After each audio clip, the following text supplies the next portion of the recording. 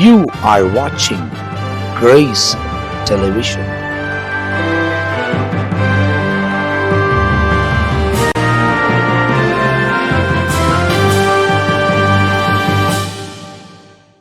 Praise the Lord. Talk with Jesus என்கிறதான நிகழ்ச்சியில் மீண்டுமாய் உங்களை சந்திப்பது நான் சந்தோஷப்படுகிறேன். கர்த்தர் நாமம் மகிமை அடையட்டும். இன்றைக்கு உன்னதமான தேவனை தேசம் அறிவதற்கு உன்னதமான விசுவாசிகள் அல்லது உன்னதத்தை நோக்கி பார்க்கிற விசுவாசிகள் குடும்பங்கள் தேவனுக்கு தேவை என்கிறதான காரியத்தை அடிப்படையாக கொண்டு ஒரு சில வேத சத்தியங்களை தியானிக்க போகிறோம். நான் வாசிக்கிறேன். ஆதியாகமம் 14ஆம் அதிகாரம் அதனுடைய 19ஆம் வசனத்துல உன்னதமான தேவனுடைய ஆசாரியனாய் இருந்த மெல்கிசேதேக்கு ஆபிரகாமை ஆசீர்வதிக்கிறார். இப்போ உன்னதத்தை நோக்கி பார்க்கிற ஒரு விசுவாசியினுடைய வாழ்க்கை, விசுவாசிகளின் தகப்பனாய் இருந்த ஆபிரகாமுடைய வாழ்க்கையில குடும்பத்தில் ஏற்பட்ட மாற்றம் என்ன, அதை குறித்து வேதம் சொல்லுது. அவர் எப்படி ஆசீர்வதிக்கிறாராம்? வானத்தையும் பூமியையும் உடையவராகி உன்னதமான தேவனுடைய ஆசீர்வாதம் ஆபிரகாமுக்கு உண்டாவதாக அப்படின்னு சொல்லி ஆசீர்வதிக்கிறார். இப்போ உன்னதமான தேவனுடைய ஆசீர்வாதத்தை பெற்றுக்கொண்ட அந்த ஆபிரகாமுடைய வாழ்க்கையில சோதோமின் ராஜான்னு ஒரு ராஜா வராரு. அவர் என்ன செய்யறாராம்? 21ஆம் வசனத்துல சோதோமின் ராஜா ஆபிரகாமை நோக்கி, ஜனங்களை எனக்கு தாரும், பொருட்களை நீர் எடுத்துக்கொள்ளும் என்றான். அதற்கு ஆபிரகாம் சோதோமின் ராஜாவை பார்த்து, ஆபிரகாமை ஐஸ்வர்யவாக்கினேன் என்று நீர் சொல்லாதபடிக்கு நான் ஒரு சரட்டையாகிலும் பாதரட்சியின் வாரையாகிலும் உமக்கு உண்டானவைகளில் யாதொன்றையாகிலும் எடுத்துக்கொள்ளேன் என்று வானத்தையும் பூமியையும் உடையவராகிய உன்னதமான தேவனாகிய கர்த்தருக்கு நேராக என் கையை உயர்த்துகிறேன் என்று சொல்லி ஆபிரகாம் சொல்லுகிறார். என்ன அர்த்தம்? உன்னதமான தேவனுடைய ஆசீர்வாதத்தை பெற்ற ஒரு விசுவாசியினுடைய வாழ்க்கை அல்லது ஒரு குடும்பத்தினுடைய வாழ்க்கை எப்படி இருக்குமா? முழுக்க முழுக்க தேவனையே சார்ந்து வாழ்கிற வாழ்க்கையா இருக்கும். அதனாலதான் சோதோமின் ராஜான்ற ஒரு பெரிய ராஜா வந்து ஆபிரகாமுக்கு ஆஃபர் பண்ணுகிறார். என்ன சொல்றாரு?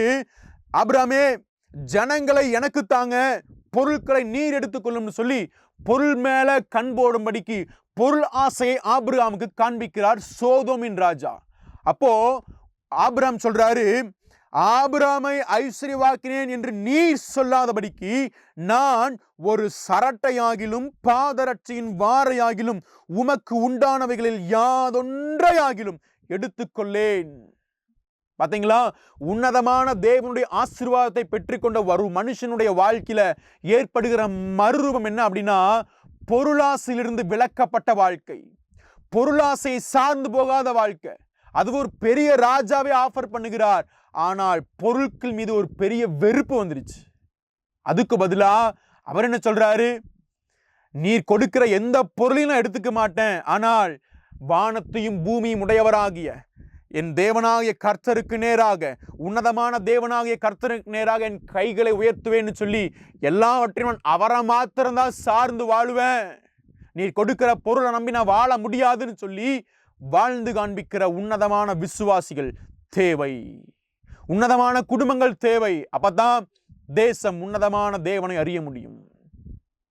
இன்னைக்கு இருக்கிற சபைக்கு வருகிற விசுவாசிகள் குடும்பத்துடைய நிலைமை எல்லாமே பொருளாசையில மூழ்கி போனவர்களாய் தான் வாழ்ந்து கொண்டிருக்கிறோம். நம்ம நினைச்சுக்கிறோம் விக்கிரக ஆராதனையிலிருந்து ஆண்டவரை விடுதலை ஆக்கிட்டாரு, இப்ப நாங்க இயேசுவை தான் ஆராதிக்கிறோம்னு சொல்லி. ஆனால் இயேசுவை ஆராதிக்கிறோம் அப்படின்னு சொல்லி சபைக்குள்ள வந்த ஜனங்களுக்குள்ள ஒருவேளை பொருளாசை இருக்கும்னு சொன்னா, அதை குறித்து வேதம் திரும்ப திரும்ப சொல்ற வார்த்தை என்னன்னா, பொருளாசை என்னும் விக்கிரக ஆராதனை. உங்களுக்குள்ள எனக்குள்ள பொருளாசை இருந்தால், பூமிக்குரிய பொருட்கள் மீது நாம் கண் வைத்து வாழ்ந்தால், அதுவும் தேவனுடைய பார்வையிலே விக்கிரக ஆராதனைன்னு சொல்லி வேதம் சொல்லுகிறது. அதைத்தான் இங்க உன்னதமான ஆசீர்வாதத்தை பெற்ற ஆபிரகாம் விரோதிக்கிறார், எதிர்க்கிறார். ஒரு ராஜாவே கொண்டு கொடுத்தாலும் சரி, அதெல்லாம் எனக்கு தேவையில்லை, எனக்கு தேவை ஆண்டவராகிய தேவன் மாத்திரமே. அவரை மாத்திரம்தான் நம்பி வாழுவோம், அவரை மாத்திரம்தான் சார்ந்து வாழுவோம். ஏன்னா நான் இந்த பூமிக்குரியவன் அல்ல, நான் உன்னதமான தேவ ராஜ்யத்துக்குரியவன், நான் உன்னதமான தேவனுடைய ஆசீர்வாதங்களை பெற்றவன். அதனால நீர் கொடுக்கிற பொருள் எனக்கு தேவையில்லைன்னு சொல்லி வாழ்ந்து காண்பித்தார். இந்த ஆபிரகாமை குறித்து எபிரேயர்ல எழுதின ஆக்கியோன் சொல்றாரு. எபிரேயருக்கு எழுதின நிருபத்தினுடைய 11ஆம் அதிகாரத்துல ஆபிரகாம் மாத்திரம் இல்லையாம், அவருடைய தலைமுறையாய் 3 தலைமுறை ஆபிரகாம், அவருடைய மகன் ஈசாக்கு, அவருடைய பேரன் யாக்கோபு 3 பேர் எப்படி வாழ்ந்தாங்கன்னு சொல்லி வேதம் சொல்லுது. எபிரேயர் 11:9 விசுவாசத்தினாலே அவன் வாக்குத்தத்தம் பண்ணப்பட்ட தேசத்திலே பரதேசியை போல சஞ்சரித்து அந்த வாக்குத்தத்தத்திற்கு உடன் சுதந்திரராகிய ஈசாக்கோடும் யாக்கோபோடும் கூடாரங்களிலே குடியிருந்தான். அப்படி சொல்லிட்டு 13 இவர்கள் எல்லாரும், அதாவது இந்த 3 தலைமுறை ஆட்களும் வாக்குத்தத்தம் பண்ணப்பட்டவைகளை அடையாமல் தூரத்திலே அவைகளை கண்டு நம்பி அணைத்து கொண்டு பூமியின் மேல் தங்களை அந்நியரும் பரதேசிகளும் என்று அறிக்கையிட்டு விசுவாசத்தோடே மரித்தார்கள். வாழ்ந்த வாழ்க்கை என்ன? இந்த உலகத்துக்காய் தெரிந்தெடுக்கப்பட்ட வாழ்க்கை அல்ல, உலகத்தின் பொருள் மீது கண் வைக்கிற வாழ்க்கை அல்ல. நாங்கள் இந்த பூமியிலே அந்நியரும் பரதேசிகளும் என்று அறிக்கையிட்டு ஆபிரகாம் மாத்திரமல்ல, அவருடைய குமாரன் ஈசாக்கு, அவருடைய பேரப்பிள்ளை யாக்கோபு, தலைமுறையாய் நாங்கள் இந்த பூமிக்குரியவர்கள் அல்ல, நாங்கள் தேவ ராஜ்யத்துக்குரியவங்க, நாங்கள் இந்த பூமியிலே அந்நியரும் பரதேசிகளும் என்று சொல்லி அறிக்கையிட்டு வாழ்ந்தார்கள். இப்படிப்பட்ட விசுவாச குடும்பங்கள் இந்த தேசத்திலே தேவை. எப்பங்க தேசம் உன்னதமான தேவனை அறிய முடியும்?